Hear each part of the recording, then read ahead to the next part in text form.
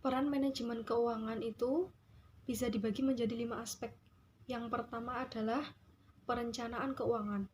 Perencanaan keuangan itu hal yang paling utama dan yang paling penting dalam manajemen keuangan. Hal tersebut berkaitan dengan kebutuhan keuangan dalam urusan berbisnis. Yang kedua adalah menjaga atau melindungi dana. Menjaga atau melindungi dana itu guna untuk menentukan bidang mana yang membutuhkan dana. Yang ketiga adalah mengalokasikan dana. Mengalokasikan dana itu harus tepat guna untuk mengurangi biaya dan meningkatkan estimasi modal. Yang keempat adalah peluang investasi. Kita harus pintar untuk mengelola keuangan, karena hal tersebut dapat membuka peluang untuk berinvestasi. Investasi yang bisa dilakukan adalah seperti investasi saham, tanah, emas, dan lain sebagainya. Yang terakhir atau yang kelima adalah pengambilan keputusan. Pengambilan keputusan itu sangat berpengaruh bagi seluruh kegiatan operasional. Maka dari itu, perlu pertimbangan dalam mengambil keputusan. Yang kedua adalah fungsi dari manajemen keuangan. Fungsi dari manajemen keuangan sendiri ada 5 poin. Yang pertama yaitu planning, yang kedua adalah budgeting, yang ketiga controlling, yang keempat auditing, dan yang terakhir reporting. Pertama yaitu planning. Planning merupakan perencanaan keuangan yang meliputi merencanakan arus kas ke depannya, menghitung uang kas, dan yang terakhir adalah menghitung laba dan rugi dari perusahaan yang akan diperkirakan ke depannya. Yang kedua yaitu budgeting. Budgeting adalah alokasi dana untuk memenuhi keperluan perusahaan yang dilakukan dengan seminimal mungkin untuk memaksimalkan anggaran yang ada. Yang ketiga yaitu controlling. Controlling adalah mengontrol atau mengevaluasi arus keuangan dari perusahaan agar keuangan dalam perusahaan tersebut tetap stabil. Yang keempat yaitu auditing. Auditing adalah pemeriksaan dari keuangan. Pemeriksaan tersebut dilakukan agar tidak adanya penyimpangan di sisi manapun dalam semua elemen perusahaan agar tetap terjadi kestabilan dalam keuangan perusahaan tersebut.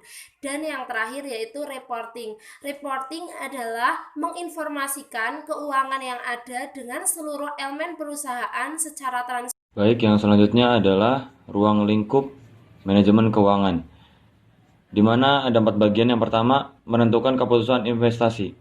Saat menentukan keputusan untuk mendapatkan investasi atau pendanaan, manajemen keuangan diperlukan untuk mengevaluasi risiko, menghitung biaya modal yang diterima perusahaan, dan memperkirakan keuntungan apa saja yang akan diperoleh oleh perusahaan setelah investasi tersebut diterima. Selain itu, manajemen keuangan juga diperlukan untuk menghitung penganggaran modal yang sesuai dengan kebutuhan alokasi dana dan operasional perusahaan agar investasi bisa menghasilkan banyak keuntungan di masa depan. Bagian yang kedua yaitu keputusan keuangan perusahaan.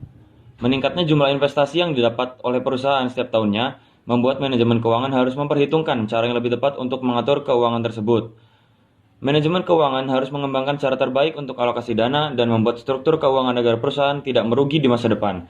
Manajemen keuangan juga harus menyeimbangkan aset dan ekuitas perusahaan agar perusahaan selalu dalam keadaan aman. Ruang lingkup manajemen keuangan selanjutnya adalah memutuskan pembagian saham. Manajemen keuangan membuat peraturan tentang pembagian dividen perusahaan. Ini dilakukan agar pembagian dividen sama rata dan tidak merugikan perusahaan. Manajemen keuangan adalah pihak yang menentukan beberapa jumlah persentase keuntungan yang bisa dibagikan sebagai dividen.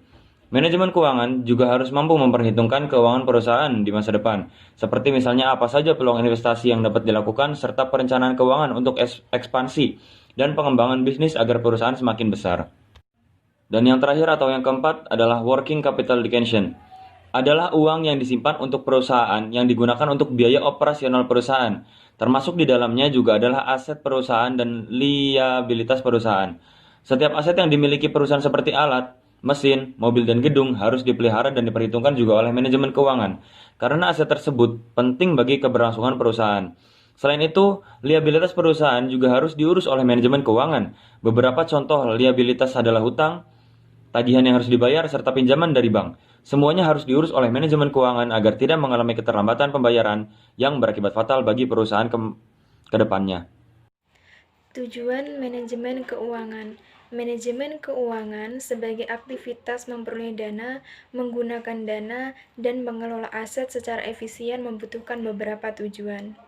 Tujuan normatif dari manajemen keuangan berkaitan dengan keputusan di bidang keuangan. Tujuan dari manajemen keuangan secara garis besar yaitu untuk memaksimumkan nilai perusahaan.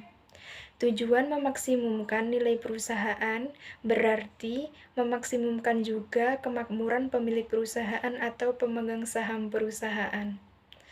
Tujuan memaksimumkan nilai perusahaan digunakan sebagai pengukur keberhasilan perusahaan, di mana saat nilai perusahaan mengalami peningkatan, maka kemakmuran pemilik perusahaan atau pemegang saham juga akan meningkat. Tujuan memaksimumkan nilai perusahaan merupakan harga mati yang harus dicapai oleh perusahaan, khususnya pada manajemen keuangan.